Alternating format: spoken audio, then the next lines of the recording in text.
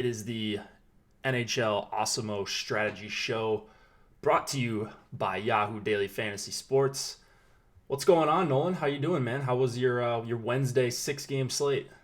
It was all right, I guess. Faded that Anaheim line. Didn't have enough Carlson.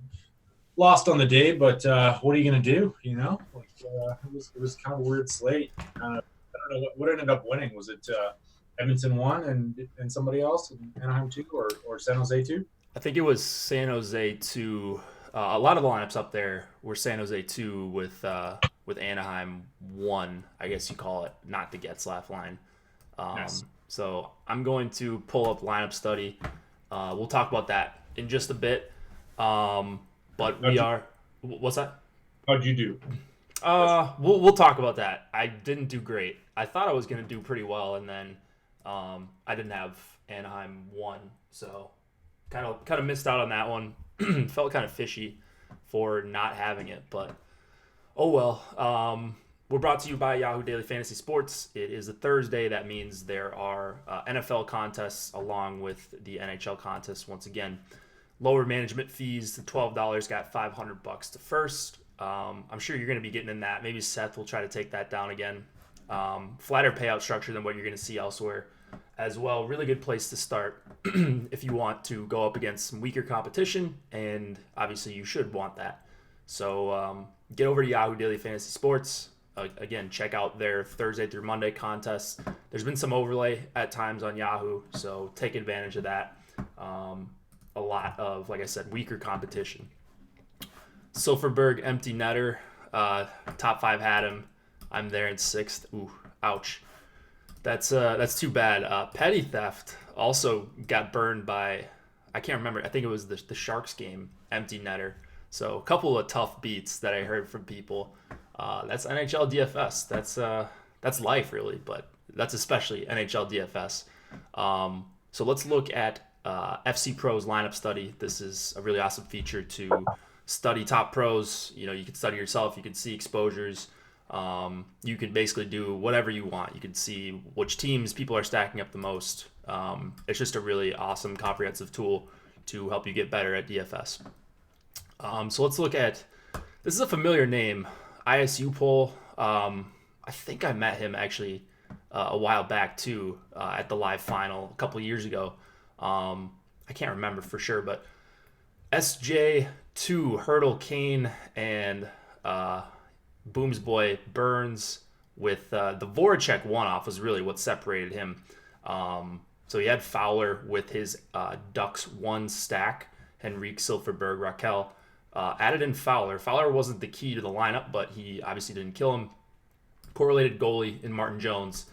The Jake Voracek one-off at under 5%. I mean, that's going to pay the bills. And I believe he had this lineup all over the place yesterday on Draftkings. I think in the 163 he had it as well.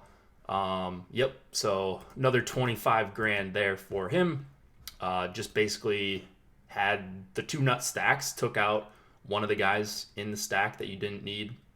I think it was who did he take out? Did I say he had Raquel or Silverberg? I can't remember. But anyways, a 3-2-1 with a really nice one-off. You see there, took down the top 3 tournaments in terms of prize pool on DraftKings yesterday. So just pure domination. A really good night for ISU poll. Let's see what else we got in this tournament. Anyone you want to take a look at?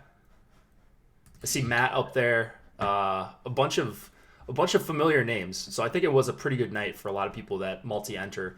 Wasn't a great night for me, but still, if you look at this column, and I always like to search and see, who won 50 or who played like over 100 lineups. If you do that and you just see red all the time, and then a few greens in there, obviously a big winner here. But outside of that, it's really difficult to profit with 150. So you got to remember that if you are taking stabs at this. Something I always try to remind myself, you're not going to win every night. There's a lot of really tough players here, and you just got to keep firing and keep putting in quality lineups, however many you want to put in there. Anyone you want to check out, Nolan? No. I'm good, man. I'll just defer to you. Anything else catch your eye? Nothing crazy. I didn't do a super comprehensive dive. Let's see. Where's the place? Yeah, highest finishing lineup there. I wish these columns were a little bit wider so I could see them and didn't have to guess which one I'm clicking on. But let's see. Let's look at Matt's lineups. He's always watching the show. Yeah. He says, curious of what you think of mine if you want to look at it for sure. So 6th place finish. Looks like entered 150. I think Matt always has a little bit different of a lineup construction too. Doesn't really run out the usual 3-3, which is obviously good when full stacks don't hit. Crosby one off. I really like that play. I guess it's the Crosby 2-man, Crosby Letang. I think you could have had another point in there if Gensel finishes that one off in regulation. Hurdle with Evander Kane, so 2-2 there, and then the 3-man with Giroux, Voracek, and JVR. I don't think those guys were all on the same line together, but I think that you were going for the power play stack there. So makes sense for correlation there. Gostisbehere tying it all together, 4-man PP stack. Correlated goalie looks pretty good to me. Just a unique lineup construction. That's exactly what you're looking for. And I think full stacks did end up being the nuts, but you were obviously very close to taking this down. Had Simone in there. Oh, that's another thing we got to talk about. Brandon Tanev, not only did the Brandon Tanev people get there playing on the third line, they got there in OT, shorthanded goal, ended up outscoring Dominic Simone. That was incredibly frustrating. If you did see that, the news came out like probably 15, 20 minutes. I mean, you had time to react, but you see Dominic Simone was 2.3% playing on a line that has been really awesome at 5-on-5, Crosby and him and Gensel, and he was 2.3% owned. So we were just waiting for the chat to go nuts when Simone scored and didn't quite get there. But it's not like he killed you either. It was just amazing that Tanev gets there. Me too, Matt. Says he almost threw up watching the Tanev OT goal.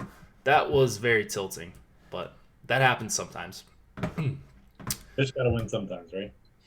Yeah, for sure. Sorry for the noob question, but how often do teams change up lines game to game? Pretty often. NHL news is, I think, still pretty underrated. You should be following that. You should be checking in 30 minutes before lock just to see if your guys are skating on the lines that you expected them to skate on, because things can change randomly. And of course, some dudes or some coaches, I should say, are more willing to change things around game to game and be kind of tight-lipped about their lines going into games. But for the most part, I just try to confirm as much as possible, especially if there's a bunch of 7 Eastern games. Then it's super easy. All right. What else do we got? Yeah, Simone is like 1%. All right, that'll wrap up lineup study for today. We've got a 9-game slate. Let's get into these games. We're going to start with one of my favorite games, Tampa and Boston. Andrei Vasilevsky expected to go against Tuukka Rask, who is confirmed. About a 2.9 implied total for the Lightning, 3.1 for the Bruins. This should be a pretty fun game to watch. You want to talk about, I guess there's one glaring injury for Boston. Did you catch anything else here? Yeah, so David Krejci out for the Bruins. Charlie Coyle moves up to Boston 2 with DeBrusk and Ritchie.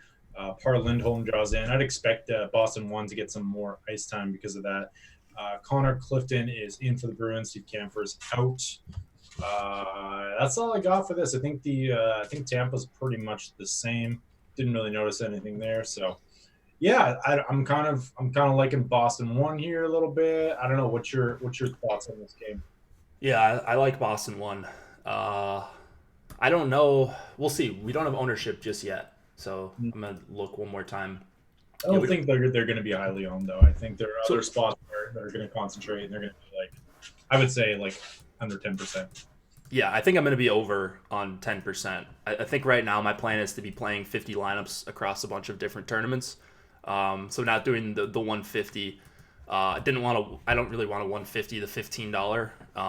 If I was, I might end up getting up to 100 in that tournament, but I don't think I'm going to do the full 150. So I think I'm going to have a bunch of Boston 1. I'm trying something new and trying to narrow down my pool with the lines I'm stacking, and Boston 1 is certainly going to be part of that no matter what their ownership comes out as. But if you think it's going to be under 10, and it actually ends up being that way. This is a line that I want to be over the field on, just way too talented. They're going to play a ton of minutes at 5-on-5. They're, Bergeron and Marchand are going to play shorthanded. You always get that chance with them. Empty net situations, seems like they break the slate with an empty netter like once a week. And then obviously Pasternak, one of the best goal scorers in the game. So they just set up so well. They're probably going to go up mostly against Point, Stamkos, and Kucherov, and hopefully that gets some people off of them. Middling total, 3.1. But yeah, I like that they're priced up because I hope that gets some people off of Boston 1 and maybe a perceived tough matchup here. So they're one of my favorite lines on the entire slate, if not my favorite. Yeah, both of these teams kind of given up a lot of chances to start the season too. If you're not worried about the hard match, you're not thinking about it. But at all strengths, they're Boston's number. Let me just pull it up here. Boston is number 4 in scoring chances against so far. Tampa number 8. So small sample size, not a lot of games so far, but just something to think about and add into the mix there. Yeah, I've noticed that with Tampa. I didn't notice that with Boston. So maybe I should look into that. Right now, like, Boston's such a tough matchup, and it's like, at least Boston won, I should say. Maybe their decor isn't great, and they're hurting with Krejci hurt. But like, I think they're just gonna hard match Point, Stamkos, Kucherov, and for me, I think that clearly goes to Boston 1. I don't know, maybe that's a contrarian opinion, but it's kind of either Tampa 1 or nothing for me. I don't have much interest in the second and third lines. So I think I'm going to be pretty much off Tampa entirely. And then Krug at 4,900, he's a fine add-on, but I'm not finding myself getting to a lot of him even with my Boston 1 lineups. I'm really not forcing it. Raj, no, ownership is not up just yet. We should be getting that pretty shortly. We'll let you know if it gets updated while we're on the show. Alex is working hard today. He had a showdown show. You and Alex did, Nolan. So maybe he's running a little bit behind on NHL ownership, but we'll get that. Anything else you want to mention here? No, I'm not super excited about this game. I do like Boston 1. Tyler Johnson, Yanni Gourde, Palat maybe as a filler stack. I'm not sure this Boston Bruins depth is all that good. They're pretty cheap, and I feel like they've got a little bit of talent, a little bit upside at a decent price point. That's about it from what I can see here. All right. Let's move it on then. We got a bunch of games to get to. Wild, Canadiens, Alex Stalock going for the second game in a row, coming off a shutout against Carey Price. Pretty tough spot for the Wild here. They've got a 2.6 implied total, about 3.4 going to Montreal. Any new lines here? It's Minnesota, so I'm sure we've got some new ones. They'll last all of 10 minutes. Kevin Fiala expected to draw back in. Eric Stahl, Ryan Hartman on Minnesota 2. And then on the fourth line, Ryan Donato centering the fourth line with Greenway and Mayhew. On the Montreal side of things, just a small change on their defense. I think their third pairing defense, Christian Folin is out, I believe. As well, their fourth line changed a little bit. Nick Cousins is in, I think, but nothing major, all the same stuff for the most part. Do you like anything on Minnesota? I mean, I guess Minnesota 1's cheap, so I don't know. I got a few of them when stacking, when crunching. I mean that's a pretty cheap line, so I'm sure that's you could probably do a hell of a lot worse as a filler stack. And then Matt Dumba priced up a little bit here, but still, I feel like still a good spot, still a good bargain. 23 minutes last game. Shooting the puck a fair amount, blocking shots, like he just kind of does it all, and he's going to get the same amount of minutes, power play quarterback, so I got no problem going to him at 52. I like the Dumba call. He's kind of the only guy I'm really looking at getting with any sort of regularity on the Minnesota side. Like, you could see going to Koivu, Parise, Zucker, but it is a big slate. I don't think that's a super high upside line with Koivu on it. Maybe I'm wrong there. I like the Stahl-Fiala combo. But again, Hartman there. There's just kind of one guy on each Minnesota line that I don't have a bunch of interest in playing when I'm trying to cut down on the lines I'm stacking up. So I don't think right now I'm not getting to Minnesota. Maybe I include Minnesota 1. That would be the line I would go to if I'm trying to force in an extra Boston 1 or something like that, or a couple of top-tier defensemen. I guess that would be the line I would go to. But the line I really like is just Montreal 1 here. Dano, Gallagher on the top power play. Tatar not on the top power play. Maybe he gets left off some stacks. I'm going to be including him as much as possible. And then I like pairing Weber with them. He's been bad, but I think it's a pretty good spot. Defenseman against Minnesota. Minnesota on the road. If you got Stalock in net, like he had a good game. I get it, but I think there's a reason he hasn't been a starting goalie for a while in the NHL. So I don't know. I can't stand watching Stalock play too. Like if I was a fan of Minnesota, I would get so frustrated with the guy. Have you ever watched him? No, not really. He just takes any excuse to get out of the net and try to play the puck. Like they were trying, some of the players were trying to pass him the puck in the last game or in the Ottawa game to try to get him an empty net goal. Like he's just wild back there. So not someone I would want to root for. I'm sure he's fun at times, but yeah, just kind of a personal bias against him. He's 6,800. I get it. He's kind of going to be an interesting optimizer play, but probably one I'm going to get away from as much as possible. Yeah, I can see that. I'm with you on Montreal 1. Wanted to get your thoughts on Montreal 2 though as well, because we only have a limited sample size of this line with Byron and Lehkonen. They lead this slate. If you go minimum 20 minutes of ice time together, they lead the slate over the last year and a bit in scoring chances for and high danger chances for as a unit. That's a pretty small sample size, 40 minutes, but it's also encouraging. It's not going to get any ownership. What's your take on that? The Montreal 2, you're talking about? Montreal 2, yeah. Yeah, I don't think they're a bad filler line. If I had 150, I'm sure I would get to them just because they're cheap. Cheap as a whole, Domi is not really cheap. I just never get to the Domi line. He just never is the guy I want to play. And it's like the power play correlation is always screwed up with the second line. It seems like I always like dropping down to the third line, but they're getting a little bit pricey for a third line that's not going to get a ton of ice time. So I don't even think it's the time for the third line for me here. I'm trying to work down my pool to a handful of lines that I really like, and the second and third lines aren't cutting it for me right now, at least not as priorities. So fair enough. It'll mostly just be I think the Domi price point is going to keep people off, but at least you get the price break on Lehkonen and Byron there. So, but yeah, Domi 6,400 is kind of crazy.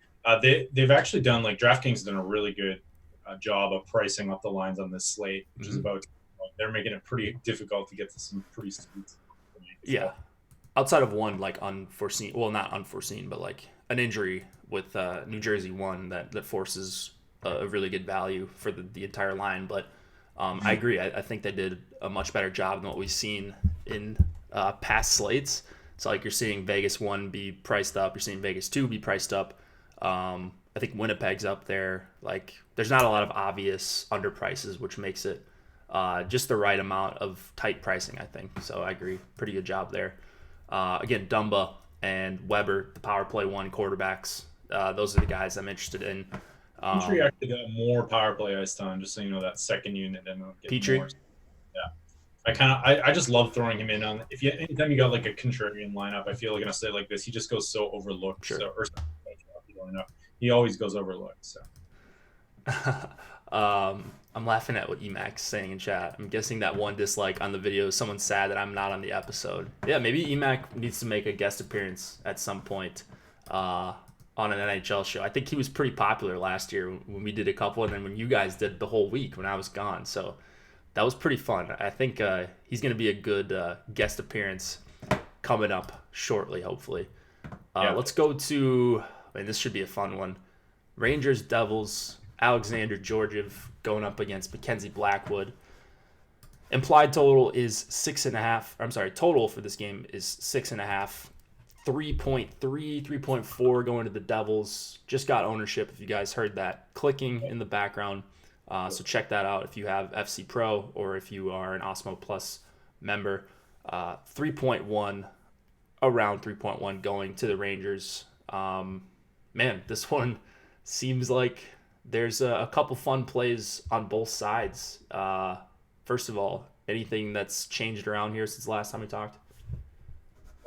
So yeah, lots going on with these teams. Yeah, I'm sure you heard Hishier's out. Jack Hughes. It's the battle of the number 1 overall pick versus the number 2 overall pick tonight. Jack Hughes versus Capo Caco. Jack Hughes centering Taylor Hall and Kyle Palmieri. Zajac and Coleman. Wayne Simmons has moved up to New Jersey 2. Skate with them. Miles Wood is all the way down on New Jersey 4. As well, Semi Vatanen looks like he's taking over power play 1 duties with that top unit. PK Subban moving down to the second unit. So Vatanen's a great value tonight. I'm a little bit surprised at that. I think this is kind of a smash spot for the Devils, especially because they're winless. Like it's going to be really hard to get away from them. Curious to see what that New Jersey 2 ownership is like, because I like them as a filler stack. I'm a big Blake Coleman believer there. And then on the Rangers side, we just had a switch from the second and third center. So Brett Howden moves up to the second line. Ryan Strome down on the third line, I believe. Couldn't find confirmation on that, so I'm just relying on daily faceoff there. Yeah. Check your line rushes, but I'm sure it's fine. So this is like the very first time I did a stack. I got New Jersey 1 and Rangers 1 in my stack. So I kind of like. Anytime you're going up against Rangers 1, it's going to be a pretty high event game. I think that the Devils are. I don't want to say they're due. It's all narrative-driven stuff, but winless home team in a very winnable game. I kind of like the Devils side of this one a little bit more than the Rangers, especially because Zibanejad's priced up quite a lot. But I can certainly see the argument for getting to the Devils top line as well, or the Rangers top line as well. Yeah. I like. I think I agree with you all over the place. So Devils 1, no surprise. We do have ownership now for DraftKings. They are the chalkiest line on the slate. I thought they would be a little bit chalkier. So not as aggressive as I thought. All the guys between 15 and 22%. So it's chalk that you can deal with. I mean, that's as chalky for most 9-game slates as you'll see. Like a lot of times, not one line will get above like 12-15%. So this isn't too bad. Bounce back spot, Corsi says in the chat. I think I agree with you. Like the Rangers have been so bad defensively. I don't know. Like if there's a spot for Devils 1 here, Taylor Hall, Hughes, and Palmieri, first time they're together. We don't have data on them, but you would expect them to be phenomenal at 5-on-5. They're all on the power play. Like I said, Rangers have just been really bad defensively from a shot suppression standpoint and scoring chances allowed and all that. Devils 1 is my favorite play, but they're everyone's favorite play. So like, I guess just be smart about what you're doing with the Devils. If you're multi-entering, maybe you don't have to pay attention to like playing them with other chalky lines as much. But I'm going to try to just get creative when I play Devils 1 because I don't really see a way to avoid them tonight. They're just way, way, way too good of a play. Taylor Hall on a lot of projection systems is going to be the number 1 overall player, and he's $6,800. Like it's just ridiculous, and he's got a cheap line, fully correlated. I mean, I'm saying the same thing a bunch of different ways, but they're that good of a play, so they're just way too cheap. I think you can either you got 2 ways to go. You can either pair them with a less chalky line, or you can pair them with a less chalky D. I think there are some defense options that aren't exactly optimal plays. I think they're low value, but they're also going to get 0% ownership as well, or close to it. So right. So what I'm going to try to do is, you look at the ownership. I might try to avoid, like if you're doing a 20 max, maybe you don't play New Jersey 1 with, I don't even know.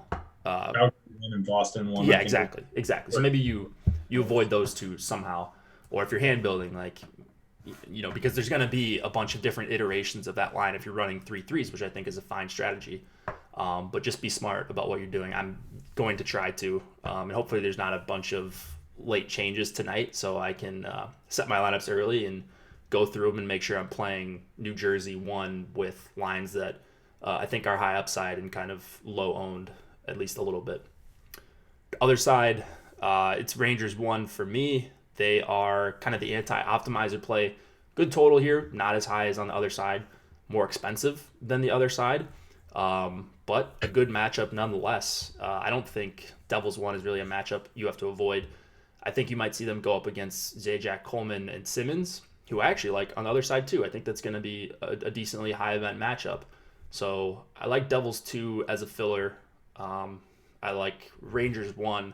I want to get confirmation on their ownership. I thought they were pretty low. Which one's that? Rangers 1. No, they're not even that low. So maybe not as good of an anti-optimizer play as I first imagined. But I'll have a couple shares of them for sure. Did we mention that Wenberg scored last night? We did not mention that yet. One shot, I think he finished it too. One shot. Yep. Last checked in like the third trade, but he had one shot. So yeah, so Wenberg scored, then Tanev scored. So it was just all around just a great night, as you can imagine. What about defensemen here? Or do you like Devils 3? I don't know. That seems kind of like a Nolan play, Devils 3. I don't think it's a bad play. No, I don't. Who's on Devils? Gusev, Zacha, and Jesper Bratt. So not a lot of guys that, shoot a lot, but if you just go by, if they get a goal and somehow hook up for a power play goal, you're in a really, really good spot, even if they don't combine for, like Boston 1 where you need like 7-8 points. Like if they combine for 4 or 5, you're probably doing okay. Yeah, I like that call as a one-off. Sure, I kind of like Zacha. He's pretty good. You can also see like if Hughes struggles, I feel like Zacha can move up top line pretty darn quickly too. So. Yeah, I just don't know how Devils 1 struggles here. Like they might just miss shots or whatever, but like if I look on Natural Stat Trick tomorrow, and assuming they play the whole game together, I don't know how they don't put up like 15 shot attempts against this Rangers team. They're that bad defensively. So I don't know. That's just how I feel. Just wanted to check one possible. Yeah, so maybe the way to go here is Sami Vatanen at 5% ownership projection. I'll bet he gets up a little bit as the afternoon goes on, but that could be your way to differentiate as well, assuming that they are able to convert on the power play. All of a sudden, you have a 5% on the stack, even less maybe. Yeah, Vatanen, he doesn't shoot a ton, but $3,500 playing in the top power play, at least for now. That's a shot I'm willing to take. Subban is a guy I do want to play, but he's been struggling to start the season. He's almost 5K, and if he's not going to be playing on the top power play, at least we don't know that right now, kind of tough for me to play a lot of him. So more would be a one-off guy. Another thing that makes this stack so appealing as well is the Mckenzie Blackwood price, 0.7K. If you're stacking, that just gives you so much money to work with. He's going to get ownership. We've been projected for about 12%. So it's not like it's not a great play, but at the same time, correlating, Devils 1 goes off. Yeah, no, I like the call. I don't like the ownership. Where do we have Blackwood right now? 12%. 12? Oof. He's the chalkiest. Yeah, he's the chalkiest goalie in the night. I mean, whatever. Just over 10%. It's not like another differentiation point too. You just a lot of people are going to be going, or a lot of people will be rolling with Blackwood, so maybe don't correlate New Jersey 1 with your goalie. Yeah, I think I would rather advocate for that strategy. I think a lot of Devils 1. Well, actually, they're not expensive, so maybe it's not that bad of a correlation play. He doesn't project crazily well. It's not like if Boston 1 had a 7K goalie, I think that would be a good fade, or you limit one of Boston 1 or their goalie if he was 7K, but like you just don't need the savings if you play Devils 1 that badly to where you need to force in a Blackwood. So just pay up for Bennington. Blues will win tonight. I mean, I think so too. So let's get to that game.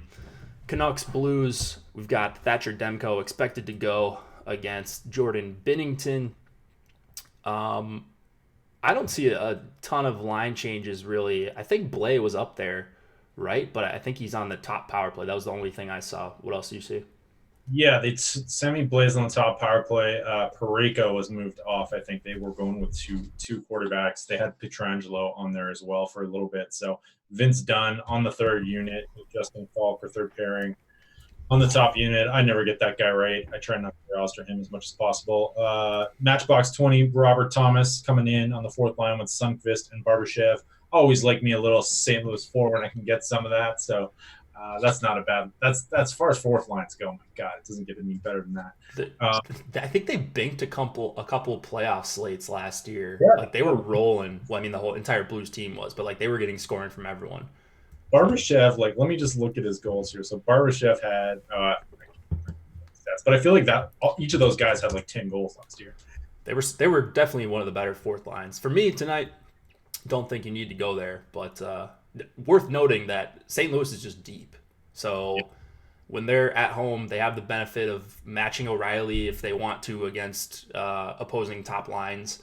The Shen Schwartz Tarasenko line isn't too shabby either, but maybe they go O'Reilly versus Horvat. I don't even know if they're going to even hard match here. You've got a clear top line in Vancouver, but do they really want to go Shen Schwartz Tarasenko against Horvat and the Sutter line for an extended period of time? So I'm not quite sure about how the matching is going to go here, if at all. But my favorite line and the line I'm going to get the most of is just St. Louis 1. I think it is a pretty good spot here at home. I didn't mention implied totals, but they're at 3.2. Vancouver 2.9. Is that correct? I thought this game was a 6 total. Anyways, it's 5 right now that I'm seeing. But I do like St. Louis 1. They've kind of crept up for me as the day has gone on. I like them a lot here too. 3.3 for the Blues, 2.3 for the Canucks. Plus, you get to correlate with Binnington. I feel like he's probably the safest goaltending play on the slate as well. I don't know. I just like the St. Louis side of things here. I feel like Vancouver's had some pretty puff cake. Puff cake? Is that a word? I made that. Matchups of late with Detroit, Philadelphia, Kings come on back-to-backs, playing an emotional game the night before. So I feel like St. Louis gets here, and they're not getting much ownership. So yeah, there's only so many lines that can be popular. So I like what I'm seeing from the ownership projections from STL1. I think 2, if I was playing a bunch more lineups tonight, like if I was playing the normal 150, I'd probably get to some St. Louis 2. I can't get to Vancouver even when I try. Like, let's look at... It's priced up a little bit now. They're solo owned too. One note on Vancouver. Looks like Josh Levo is moving up to the second line, Furlan down to the third line as well. Yeah, they're really low owned. So I guess that's appealing now that we do have a bunch of faith in these new ownership projections. You want to get contrarian. I think that's a pretty good way to go. So this might be a line that you pair with like Devils 1, and you just hope they get hot on the power play or something, or Binnington has a bad game. Maybe you go Vancouver 1 just to differentiate and play a chalky rest of the lineup. That would be a scenario in which I would play them, but not as... They're nowhere near a priority play for me, anyone on Vancouver. And that kind of even includes Edler, as much as it hurts me. We love Edler. I think we like Hughes. We'll probably like him more and more as the season goes on, especially for $3,700. But it's probably St. Louis 1 or bust for me here. Yeah, I think that's fair. St. Louis 2, not that great. I don't know. I'm not super excited. I'm getting crab and chat here. Yeah, I don't know. Not much on this one. St. Louis 1, Vancouver 1 is a contrarian play. Not digging many of these defensemen. Not. Puff cake matchup. That is the new term. I knew what you meant, though. I don't know. Maybe that is a term. Puff. Cupcake? Powder puff? Cupcake? Cupcake matchup? There you go. Whatever. Puff cake. That's the new thing. You like Binnington? You said at 8,200 you like Binnington? Yeah, I like Binnington here, and I think you can bring it back with one Canuck stack and you're good. But he's I think he's the safest play on the slate. He's our highest rated goalie as well. Yep. For value. Yeah, he's a safe play. I've kind of, if I'm correlating, I mean, okay, but I don't know that there is really a safe play. Like everyone has upside with the new 35 save bonus. It's just such a crazy correlation thing you can get if a goalie, like I say, even if he allows 2 or 3 goals, if you get 38 saves plus the extra few points for the bonus. You're beating guys who get 25 save shutouts. It's crazy. Right? Yeah. So the pricing is ridiculous. I mean, that's for another day or a shorter slate. We can complain about the pricing or the scoring on DK. But yeah, Binnington's a perfectly fine play. I think St. Louis does win this game. Sharks are on the Canucks, Jake. Well, then I'm not a Shark. So I don't know. I think that's true anyways. Islanders, Jets. We should look into reverse line. Do we have any reverse line movement data for hockey? I don't know where to find it, where it would be reliable. But yeah. Let's do Islanders and Jets. We've got 2.8 2.9 implied total for the Islanders, about 3.1 for the Jets.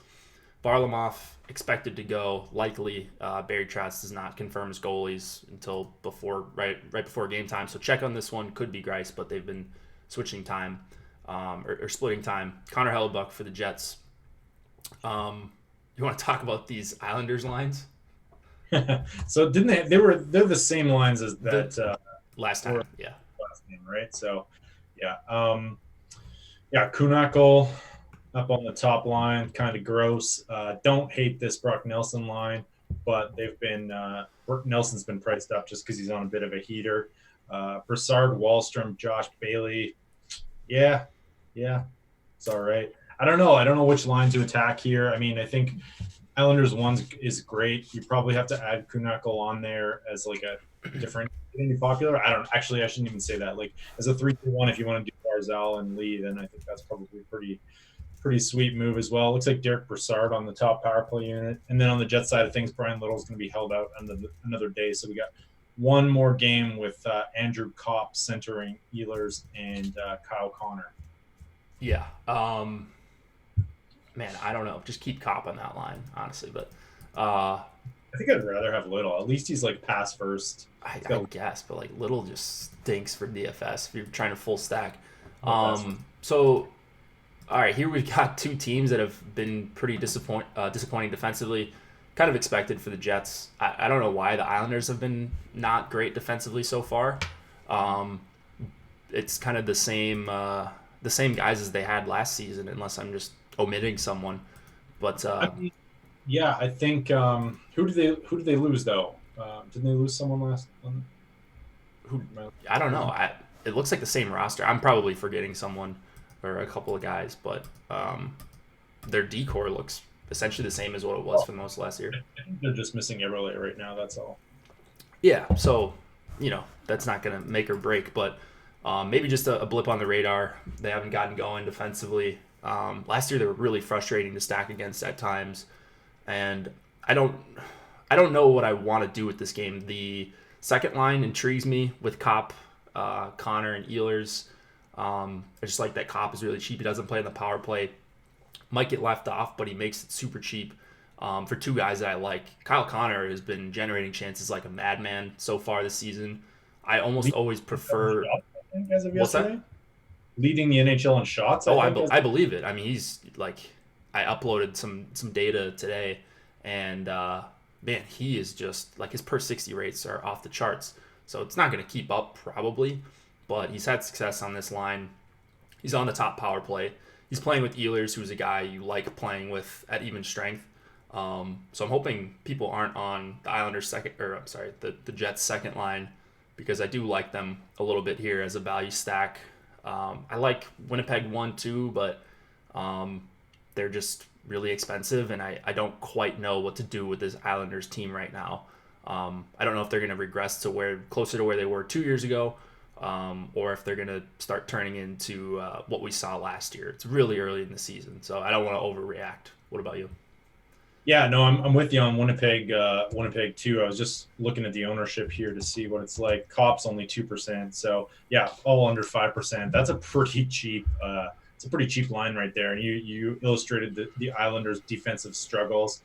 For whatever reason, they just haven't been great. So I do like both the top Winnipeg lines so far or tonight. I think even though Winnipeg 1's priced up, they're just not getting much ownership as well. I believe that is true. Yeah, so both about like 5 to 7%, which is nuts. And if you include Kopp on that other one, you're getting like 2% ownership, which is crazy. So I like that a lot. Morrissey as well. I think if you're going to stack up Winnipeg 1, he got like 16 minutes of Winnipeg 1 last game. He just seems to play when they're at home. He just seems to play like 15 minutes every single game with them. Especially you got the power play correlation. He's just their guy now, so he's still too cheap in my mind. And he wasn't bad the other night. He just got beat by all the other amazing defensemen on the slate, so he wasn't really winning any money. But yeah, I don't know. I feel like this game is like, if I was to choose some filler stacks, it'd probably be from the Islanders side on this game. I think they're all going to go on their own, and we've well documented Winnipeg's struggles defensively too. So I think there's some sneaky plays, sneaky combos on this in this game that you could possibly find here. Islanders giving up the 5th most scoring chances against so far this season. Winnipeg Jets not too far behind, but maybe tightening up a little bit defensively of late. Yeah, I wouldn't expect them to tighten up defensively. Maybe this isn't it's not a high-powered Islanders offense. What's that? Yeah. Sorry, I was just going to say Winnipeg third in high danger chances against. So this is going to be probably going to be an unexpected shootout, I would think. Yeah, it might be. I mean, the problem I have with this game is just where do you go for the Islanders if you're trying to full stack?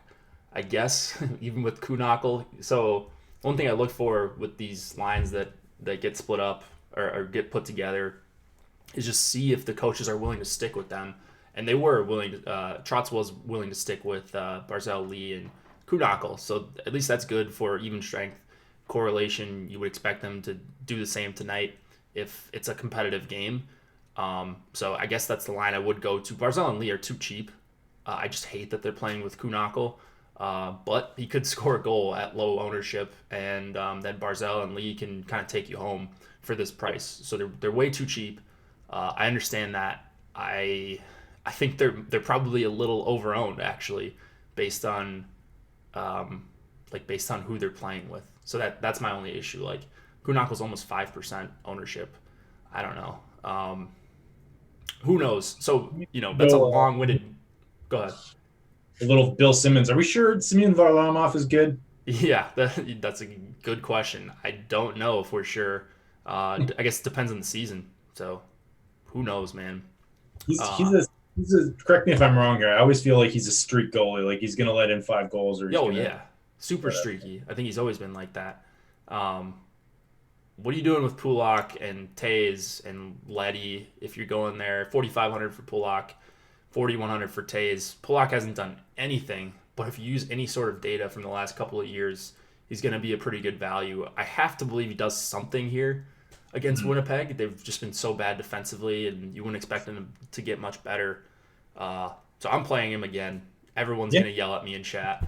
But that's what I'm doing. 6 block shots last game, so it's another high event game. He's probably going to have some block shots.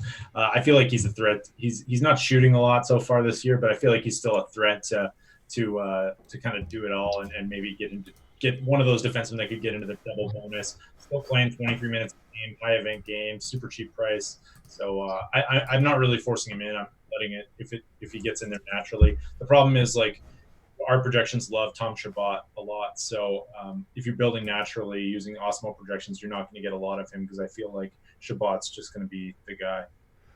Fair enough. Man, another Pulock slate for me. Right now, one of my highest owned defensemen. That's probably going to stick unless I talk myself out of it. But yeah. Just out of curiosity, he won you one slate, right? Once, right? It was like a 1 or something. I feel like you had him in like a showdown or something. Oh, I think I won it with a day slate with like an Ottawa stack. I actually do remember that. Like he had like 2 goals, and I was on him pretty heavy. Probably up on your Pulock. Yeah, but I've always liked him. Like even going back to 2 years ago, he would always make his way into my lineups when he was kind of cheap. Well, there's room on the Nick Leddy bandwagon if you want to get on, man. I'm good. I'm good on that one. He's not even playing a ton of minutes anymore. 20. What did he get? 20? What a bargain! Top power play in it. One shot, 1 block, 1 assist is your upside there. He's going out all full Wenberg tonight. Okay. He'll probably score. Pulock isn't even on the top power play. I think is he not on the top power play? We're showing him on the top power play, but maybe Raj saw it differently. I'll check on that. As far as I know, he's on the top power play. I didn't see him different. So. All right, we'll check on that. Before we get to the next game, really quick, while I have your guys' attention, hopefully, we do have a Thursday Night Football giveaway. We've been doing these basically every week at osmo.com. So tonight, same thing as the last couple weeks. You can win a free 2019 NFL Osmo Plus season pass for NFL. All you have to do is, of course, retweet, like, and reply with to this tweet with the player that scores the most fantasy points. Super easy. Takes only a couple seconds. And then we've got Showdown ownership projections for free tonight. So pretty cool. I'm going to just closed out a chat there. Let me post this link to this tweet. I responded, Philip Lindsay, call me a fish, call me whatever you want. But there you go. Choose your player, get contrarian with it, and you got a chance to win a $249 value. Who would you guess, Nolan? Well, if I'm going contrarian, I would say LaShawn McCoy or Royce Freeman. Royce Freeman? All right. Those are my contrarian plays for sure. Yeah. Wow. Freeman was not a guy I expected to say. I'm playing Showdown tonight. Are you? Yeah, absolutely. I am. Yeah. Had a good, if you're playing NFL Showdown, you can go check out the Osmo YouTube channel. You're probably already on here if you're watching this. Alex and I did a little live before Lacus filling in for Ben Rossa this morning, picked his brain about his favorite plays, and also just talked a little bit about his process for building on Showdown and what kind of strategies he uses in order to correlate the lineups well. So he had some insight there and some great thoughts as always, because Showdown, I feel like Showdown is, if you're mass multi-entering, you can really take advantage of some different combinations. If you're not mass multi-entering, then you really have to like think about how you're going to craft your lineups. I mean, you do for both of them, but it's just like you have to really factor in what other people are doing and what that game script narrative is going to be. So it's a challenging thing, Showdown slates, but they're so much fun. Yeah, man, I've liked these. I think I've had a couple good Showdown slates, and I think I'm up for the season. So it's exciting. I don't play like normal volume like I would on a normal NFL slate or NHL or anything like that, but it's fun. I mean, I always watch these games, and we've got the tools for it. So go check those out. Ownership projections for today, the Showdown slate are free. That is a pretty good deal, I think. So check those out. Use the link I posted in chat, and I actually watched your guys' video, and it was really good. So nice. Hey, just an update as well on the Islanders. Well, before I forget, I think whoever said that in chat, I think you might be right. Johnny Boychuk on the top unit last time. Pulak and Letty were with Lee, Broussard, and Wallstrom. I don't know. Who knows what? Like, I can't find a tweet on it if anything's changed. But I would not be surprised if you were right. So, something to keep in mind. Yeah. Maybe Johnny Boychuk one-offs. Oh, God. I don't know. I'd probably just not play anyone. Or just play Pulak as a one-off. This will be the time. I mean, it's too bad he's not showing the power play 2 tag and get him at lower ownership, but maybe that'll change. Bonus with Boychuk, just fire that up right there. You got it. It's a guarantee. Islanders defensemen owe me a lot of money. All right, let's go to the Red Wings and the Flames. We have Jimmy Howard and David Rittich in net here. 2.5, 2.6 applied total for the Red Wings. About 3.9, closer to 4 for the Flames. Flames look pretty popular tonight. Really, both of their top 2 lines. What are we seeing here? You like anything? Do we see any changes? What do you got?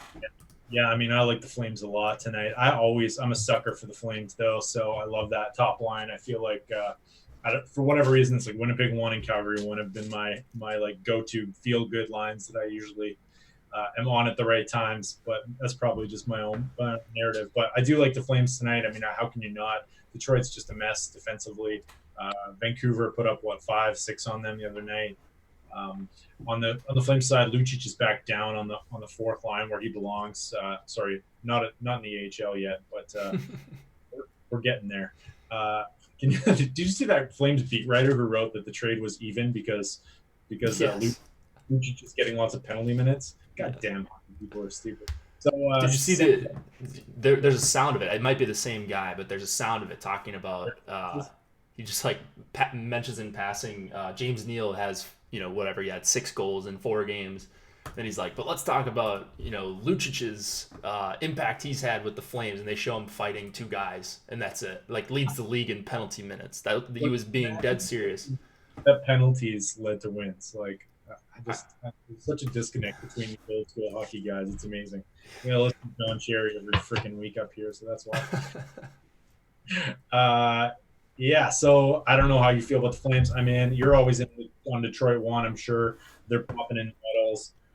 This just feels like, I don't feel like the Flames have been playing all that well this season so far. Bounce back spot here at home.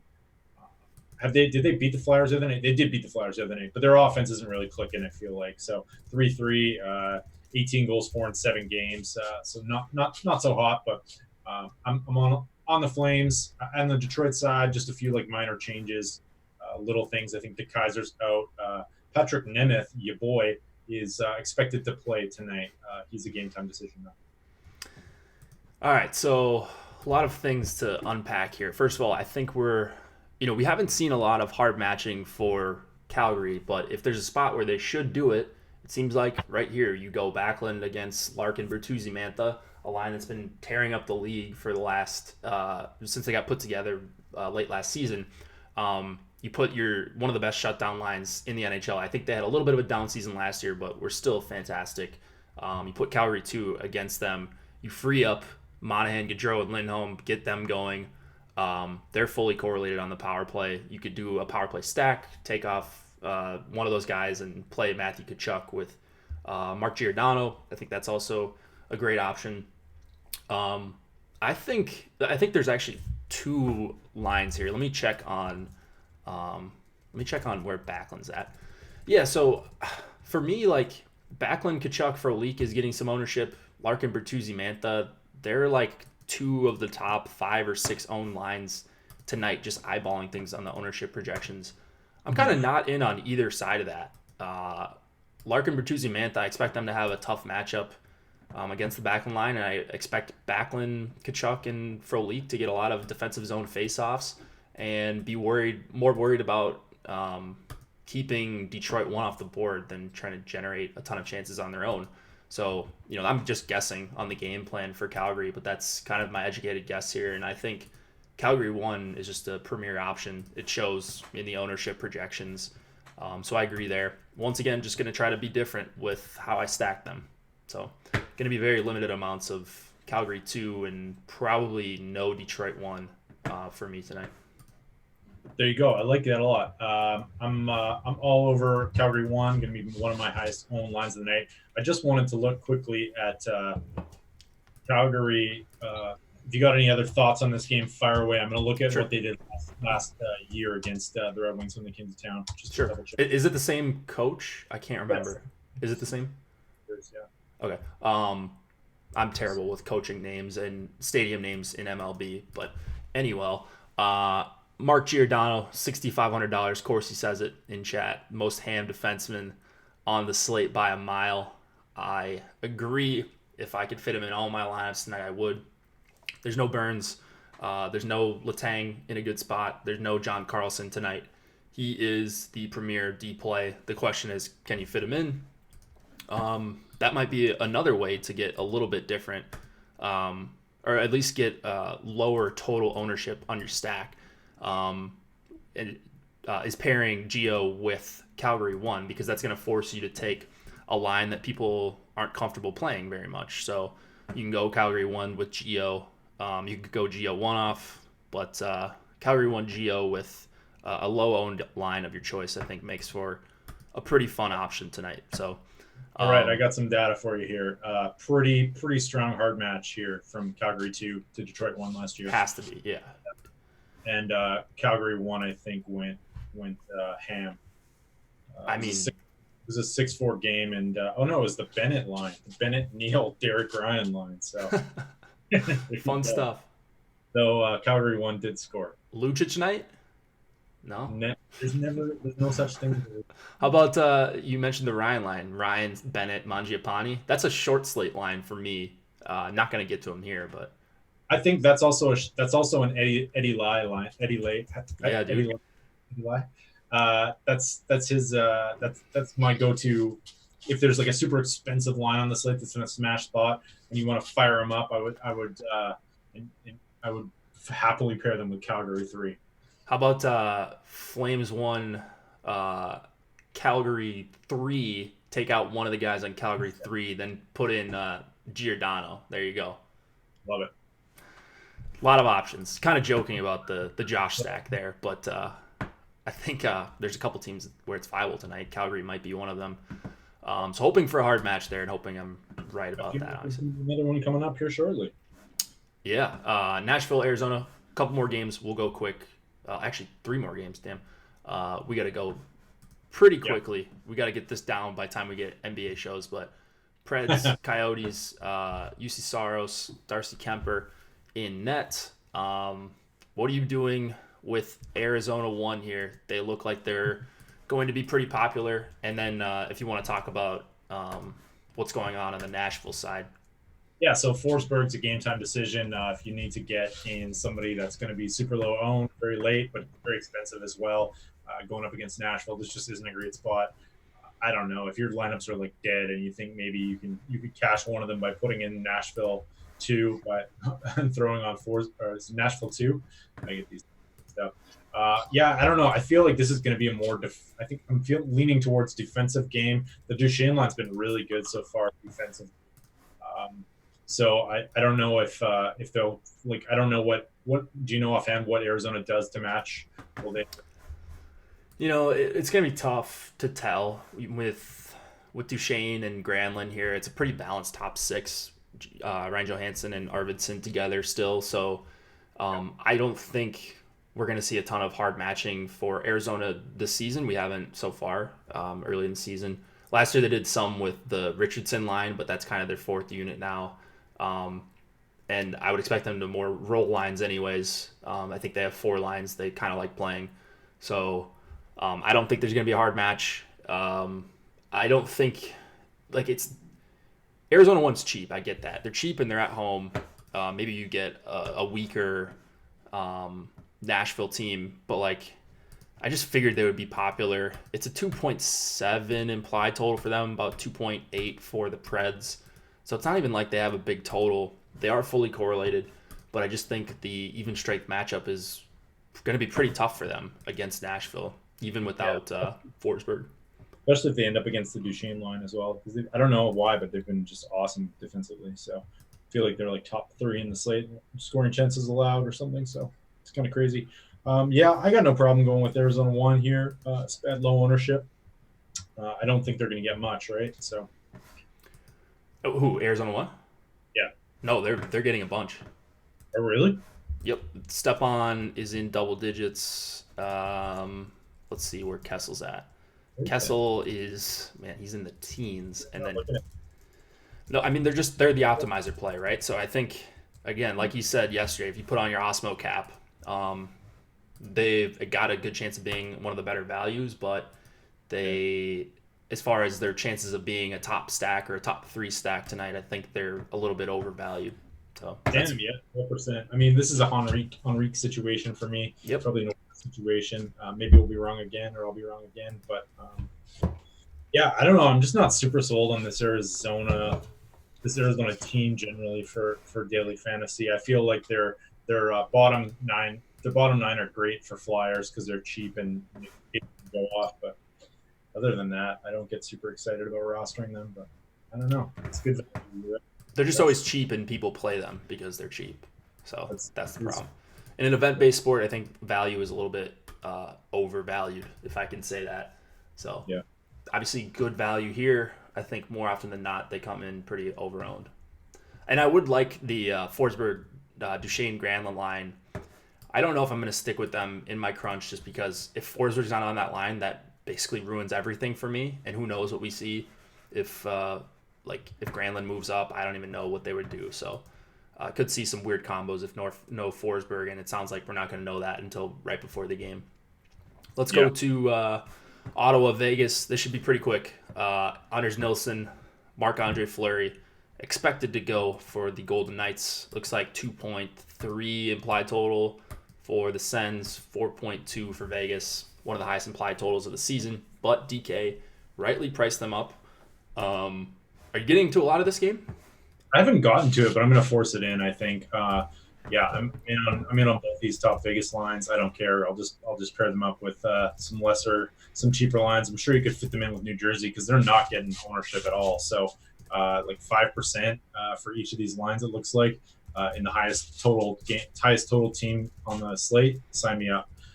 And then I'm sure everyone's heard that Valentin Zykov was suspended 20 games for banned substance. So Brandon Puri draws in, Cody Eakin on the 3rd line as well.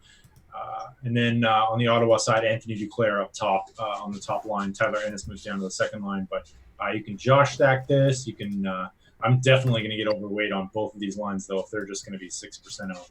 Stone revenge game. Yeah, I don't even think Stone needs a revenge game. Stone is a crazy person. Did you see him fighting the other night? No, I missed it. Oh my god. He fought Yossi. So kind of a weird matchup there, but yeah, man, he looked pretty wild when he got done with the fight, with his hair every direction. But anyways, he's a phenomenal hockey player, and I love that DK priced up both of Vegas's lines. The ownership is so you put on the top stack. Awesome cap here. The ownership is lower than their chance of being one of the top stacks on the night, I think. So, gonna try to get creative and jam in some Vegas 1. You don't even need to go crazy with your second line if you are doing 3-3s, because they are low owned. It's crazy, 4.2 implied total, but neither line is really over like 7-8% tonight. Jam in Theodore with either line, I think. And then, yeah, I absolutely love Vegas. Eakin, Peary, and Cody Glass. I suppose if you're doing a Josh stack and you wanted to go like line 1, line 3, or line 2, line 3, something like that, that'd be a scenario in which I would consider them, but not really looking to play too much of Vegas 3 here. Anything on the Ottawa side? No, just I think that Ottawa 1's still pretty good value for their price point, and for whatever reason, like Thomas Chabot just comes up huge in our projections. Like I got to a ton of them without adjusting. I mean, he's probably top 3 or 5 or something in the NHL in ice time, 25 minutes a game. He hasn't done much this year. It's not a great spot. I feel like he's more of a safe play than an upside play, so I'm definitely going to be lessening my exposure to him, but I don't think he's going to get much ownership, and he's one of these spots where you can kind of trust the projections a little bit. So I'm okay with it. Yeah, I don't really mind playing like popular defensemen. So if he's going to be popular, I mean, nothing outrageous right now. He's flirting with the teens. I'm fine playing Chabot here. Just going to play a lot of minutes. Chance for the double bonus more than in play. Ottawa 1, I get that they're good value too. I just think they're going to get destroyed at 5-on-5 by both of the Vegas lines. Vegas 1 has been better than Vegas 2 at 5-on-5 for the first few games of the season. They just haven't gotten the results, as good of results. Vegas 2 was one of the best lines in the NHL last year at 5-on-5, so just no easy matchups. I don't even think the third line is going to be a good matchup for Ottawa 1, so whoever they get go up against, even the fourth line, Vegas, one of my favorite teams to watch. They are absolutely incredible, and I think it's going to be a high-paced game in one direction. They're just going to jam a ton of pucks towards Anders Nilsson. 6,600, what do you think? Anders Nilsson. Nilsson, oh man, I mean, if you want to one-off him, I think you go for it, man. The monster. That's his nickname. Can't remember, but that's Gustafsson. I'm in, man. I'm in. Just one lineup. That's all you need. I think you are, man. I think you're braver than me. Let's put it that way. I don't think I could get to Anders Nilsson here. I don't know.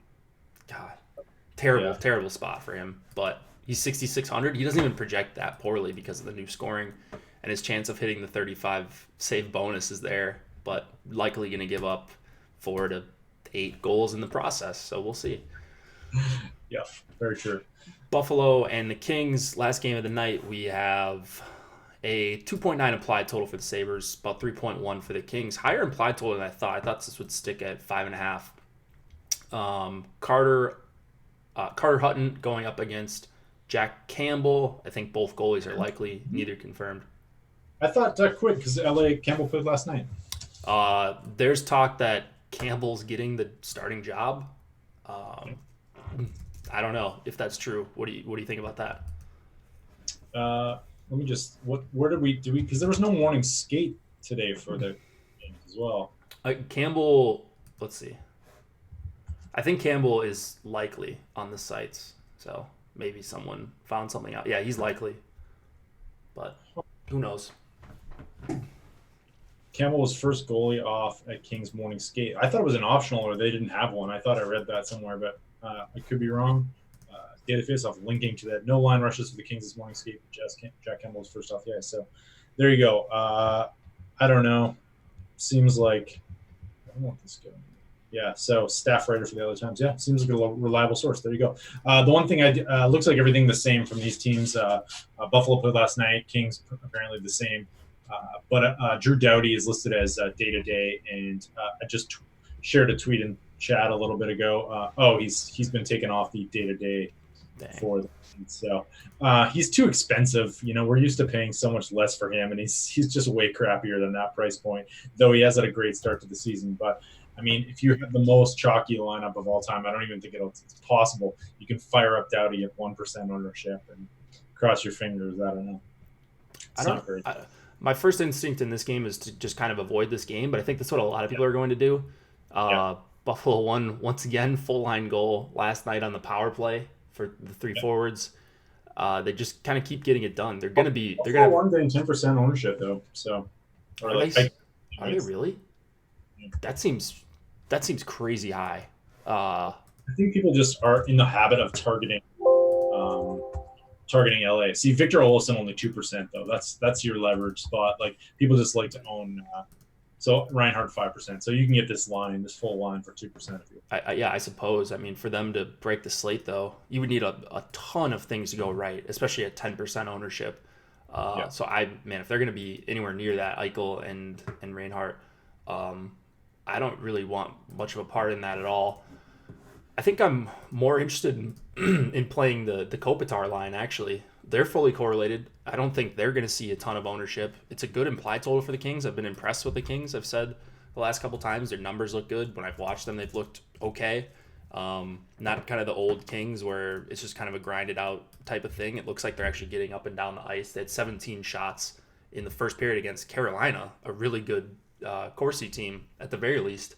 I like the Kings one here. I think they're gonna go a little bit too low owned, and I'm not actually sure why. Yeah, I don't know. Like they're a little bit expensive. Kopitar 63, Brown. Yeah, you follow. Sorry, did you say LA one? Yeah, LA one. Yeah. I think that's a smart play, man. Yeah, it never feels smart to play the Kings, but I might have to adjust my strategy after what I've seen so far. Don't want to overreact too much again, but they're grading out okay for me and okay for us. So I like taking the stab at them. 5% ownership. I still think I'd rather just get up to Vegas, but yeah, I get where you're coming from. Oh, but a completely different price point is the problem. Yeah. That's the only thing. But you might be able to fit them with Vegas. So there you go. Anything else you want to mention here, or anything on the slate before we head out? No. I do think there's some good ownership values, though. It's looking more and more like I like your Pedersen call. I feel like that's a solid one. If you want to get creative, Nashville too as well with Forsberg in. If you need a super low on that line, that line as a combo of Forsberg plays is going to be like 0.5% owned. So those would be my two targets for some, and then Tyler Johnson as well getting no ownership. So Tampa 2 maybe, because they're going to get probably the easier matchup, I would guess. Bergeron hard matches against Tampa 1. Fair enough. I posted Emac's Thursday Night Football article. Forgot to talk about that earlier, but Emac does a great job on that. So go support him. Go find out how to get up to $30 in Yahoo Sports rewards points in the second paragraph in that article. Yeah, I think it's the third paragraph. Anyways, go read the article. You'll find out more information about how to essentially get free money over on Yahoo Daily Fantasy Sports. What else do we got here? Showdown tonight. Get in some Yahoo NHL contests. Again, I'm going to post this link to this tweet once again. Showdown ownership is free tonight on osmo.com. And reply to this tweet, like it, and let's see. Oh, you also have to retweet it. So a couple steps you got to follow, but pretty easy for a chance at a $249 value. And feel free to hit us with likes on the way out. What else you got? That's it. All right. Good luck tonight, guys. Let's get it done.